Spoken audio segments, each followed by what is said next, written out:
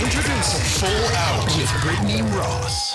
Hey guys, welcome back to Full Out Pod. I was laughing with my friend this week because my daughter keeps hanging out with third graders, and no matter where we go, she's in kindergarten. No matter where we go, she ends up making friends with third grade girls somehow. And like it happened again this weekend. We were at a park hang with a bunch of kindergartners, and she just was like running off with this third grade girl. And I was like, oh yeah, they're just like running off to like smoke cigarettes behind the bushes or something, because like, what is she doing? But when I was like 12, I realized I had a gift. I was gifted the gift of partying. I was like really good at partying. I looked like I was like 7 years old, but I lived in Texas, and in middle school, I decided I was going to just I called myself a chain smoker. I started smoking cigarettes. I don't really think I was a chain smoker, but I liked the title. I liked calling myself that. And I was like, hanging out with kids who are a lot older than me, because I was on a cheerleading team with kids who are a lot older than me. And I was really small, so they always wanted the small person to throw up on the like good team. So I just had all these like bad influence people. Like all of the girls, like the like slutty, like senior pot smoking girls on the cheerleading team had their belly buttons pierced. And when I was 12, I got my belly button pierced because I was like, I just want to be like them. So I was like doing all that kind of stuff too.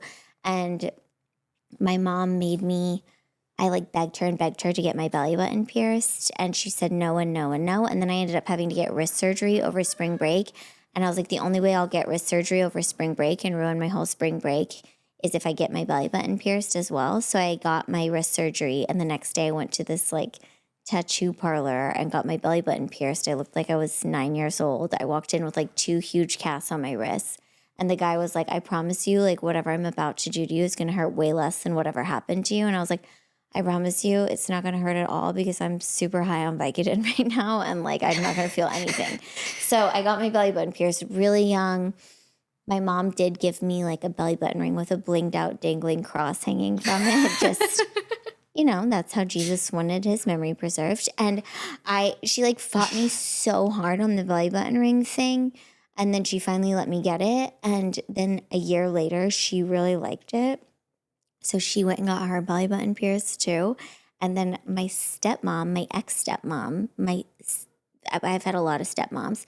She lived in Texas too, and I had gotten it, my mom got it, and then she liked it, so then she went and got it. So I was like an influencer for moms at that point in my life.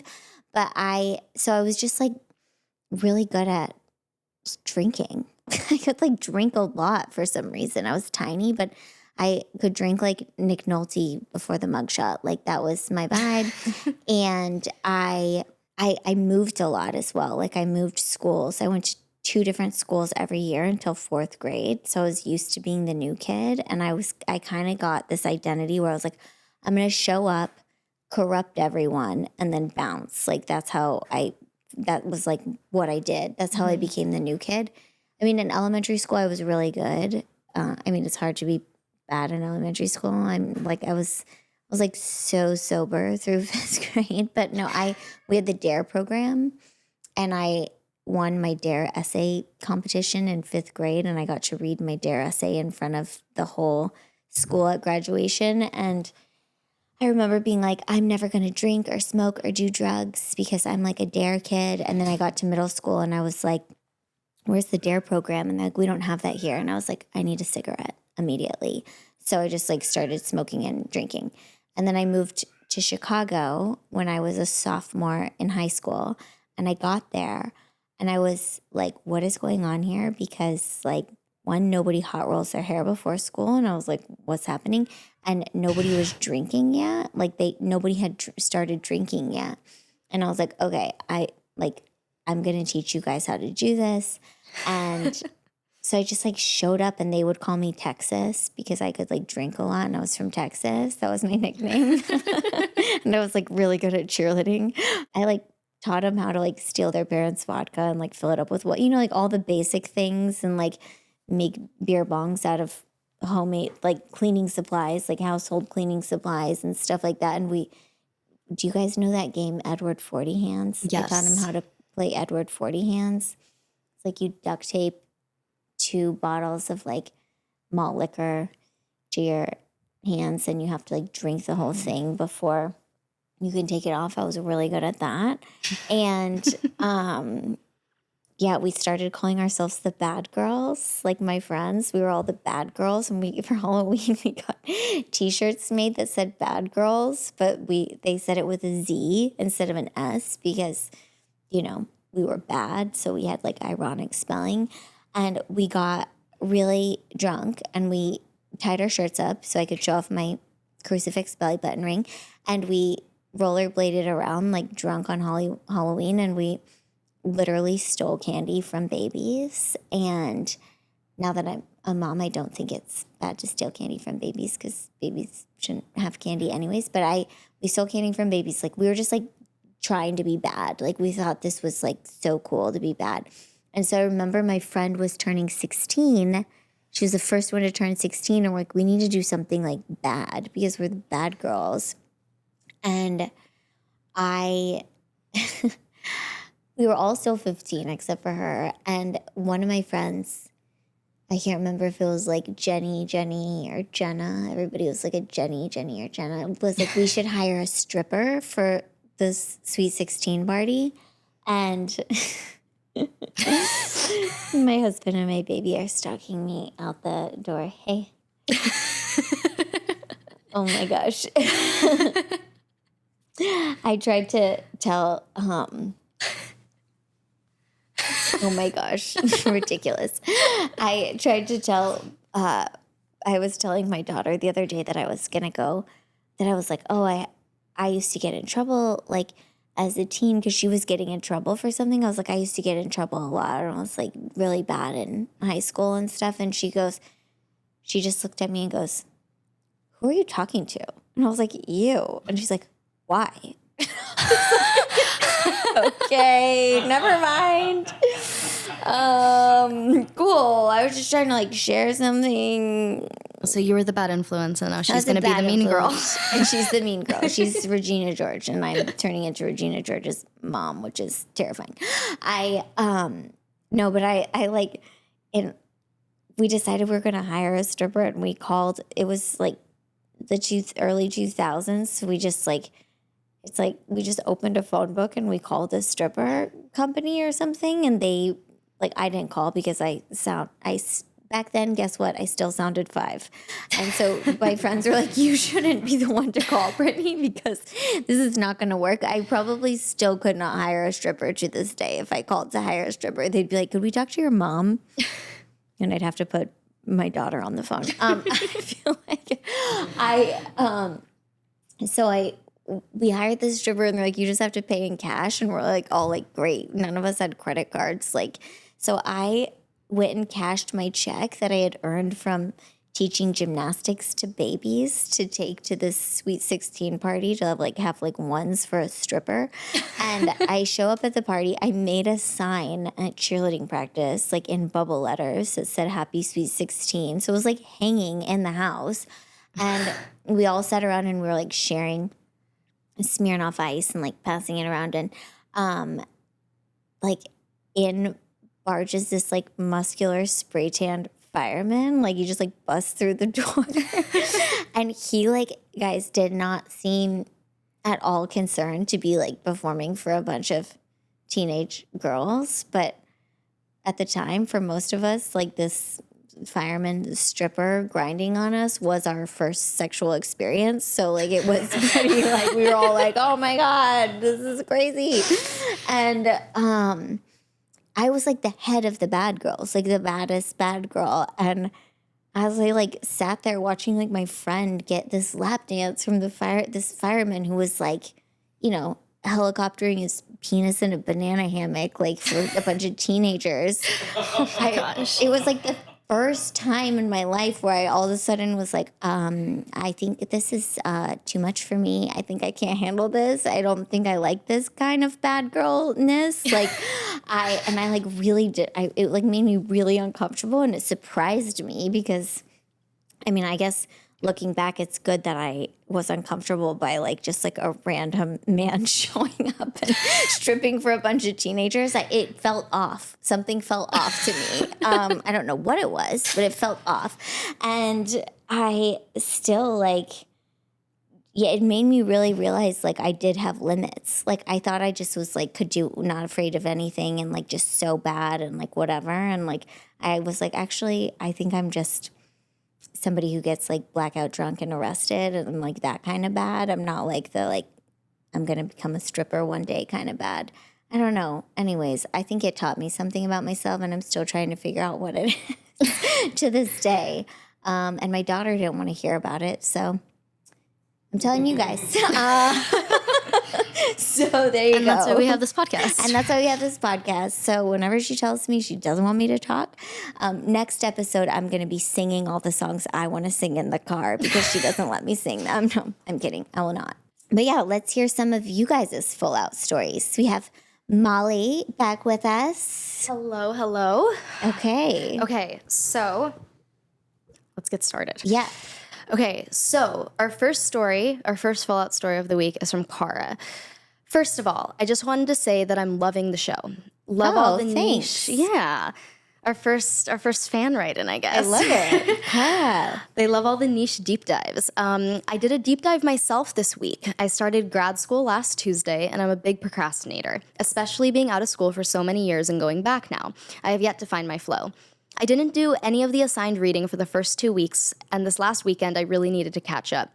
I locked myself inside of my apartment on Saturday and got to work on the first textbook. My ADHD that causes procrastination also causes hyperfixation. I never moved on from the first textbook. Instead, I read that entire textbook in one Saturday. I am officially done with all of the reading for that one class for the whole semester. I guess next Saturday I'll start reading the next class's textbook. Great. I feel Wow. like she should be friends with the girl who wrote in about reading 2 books a week, like bear textbooks and stuff like that. Yes, the girl who wrote in last week about the I like that we have a lot of like readers who listen to this podcast. smart audience. Yeah. Okay. Good for Yeah, you. You're pretty- done with all the work. That's crazy. Already. A whole textbook, though, A in whole one day. textbook.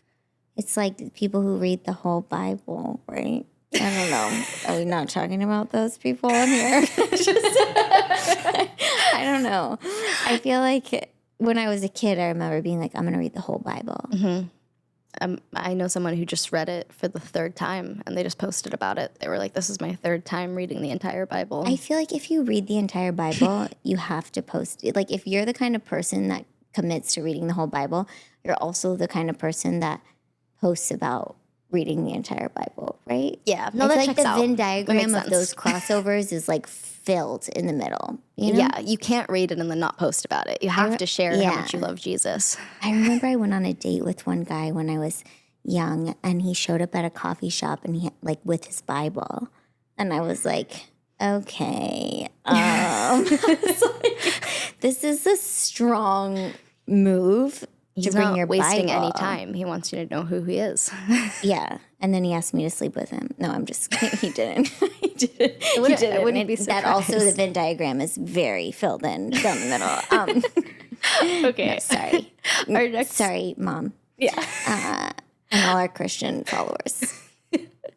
Our next story is Like, what am I talking about? I love this. Our next story is from Holly. Okay. So she says, hello. This week I went full out on Amazon reviews. I got out the products I got, which was too many, and I took pictures of them from multiple angles using portrait mode, giving them good backgrounds. A heated eyelash curler got 5 stars from me, and a plastic drain cleaner snake got 1 star. It wouldn't go down the drain. I wanted everyone to get honest and quality reviews, and I just went full out. My husband came home from work to find me photographing a drain snake in portrait mode. He just went upstairs. Oh my gosh. I always wonder who actually does those reviews, Well, that's Holly. because they are helpful, Holly. So thank you. Thanks. Do I need a heated eyelash curler? She says 5 stars on Amazon, so maybe. Great. I mean, that's a lot of work for that's just like a very generous person. Don't some people get paid for that, though? Like, aren't they paying people? Holly, do you get paid for that? right back in? Let us know if you get paid for that, because then my opinion of you is going to change. If you're not getting paid, I'm like, you're just like somebody who cares about other people. And if you are, then you're just doing it for the money. but I still appreciate it. I do think people get paid for it though. Yeah, I think Holly, that's you should the get thing. paid for it. Yeah, especially if you're doing portrait mode. Yeah. Okay, our next one is from Bobby. I went full out talking to strangers in New York this week. That's the thing I love about the city because I'm from LA and you can't really walk around and talk to people or walk around at all, really. So I've been literally talking to everyone. Ended up betting $10. No, I can't read this week. Ended up betting $10 on an arm wrestling match between 4 girls at a bar. I lost the $10. I talked with the bouncer outside the Louis Vuitton store for way too long while he schooled me on Dodgers history and told me they used to be from Brooklyn. I even scored a free $100 New York Fashion Week ticket from someone who couldn't make it. You never know what you'll find if you actually talk to people. Been feeling like I'm living in an episode of How To with John Wilson, just going full out on different rabbit holes. What is How To with John Wilson? Do you know? Oh, yeah. It's this, it's like a mini series of like these like mini documentaries, like going down deep dives. It's really cool. good. They visit a vacuum cleaner convention. He talks to the trash collectors in New York. Cool. Yeah. I feel like after when the pandemic started like letting up a little bit when we were going out, I did feel like talking to strangers was reminding me who I was a little bit. I remember being like, oh, I actually like can talk to people. I know how to talk to people and stuff. But sometimes I have to be in the mood to talk to strangers or not. Yeah, no, if it depends on, like, I'll either go out, like, with a baseball hat and sunglasses and, like, on a mission, like, I don't want to talk to anyone, or I'll, like, just kind of linger and, like, hope people talk to me sometimes. Marco talks to strangers more than he talks to me. I literally learn things about Marco in Ubers with Uber drivers, and we've been together for, like, a lot of years, and I'll be like, what? I did not know that. It's so weird. If he gets a call, you know how sometimes your phone, it used to be doing it a lot where it would say scam likely if somebody was calling you and it was a scam. Mm-hmm. He'd be like, scam likely? Hello? And I was like, what are you doing? He says scam likely. And he'll like stay on the phone with these people. And I'm like, you want to talk to me? I don't know. He likes to talk to strangers a lot. And it makes me look really bitchy sometimes because I sometimes don't want to talk to the Uber driver, but Marco's talking to them. And then if I'm like not, it's like I'm just like the bitchy, not nice wife, you know? Yeah. Do you think he became a therapist so he could have an outlet to talk to people all day long? Other than his wife? Yeah, probably. He's like, listen, I got a job where I get to talk to other people and I'm legally not allowed to talk to you about it. It's the worst. You can't share any gossip at all. Yeah, I know.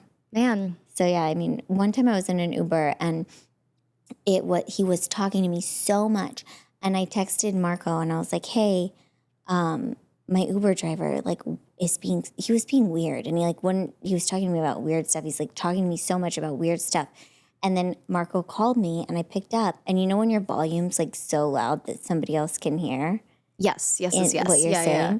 And he goes, hey, I'm just calling you so you don't have to talk to that Uber driver. And he like definitely heard what I was saying. And I was like, oh yeah, gosh. It's okay. He's really nice. Like, I was just like, oh my God, this is mortifying. So that's a good one. If anyone has any like crazy like Uber, Lyft, rideshare stories, I feel like people go full out in those with like. Do you have any?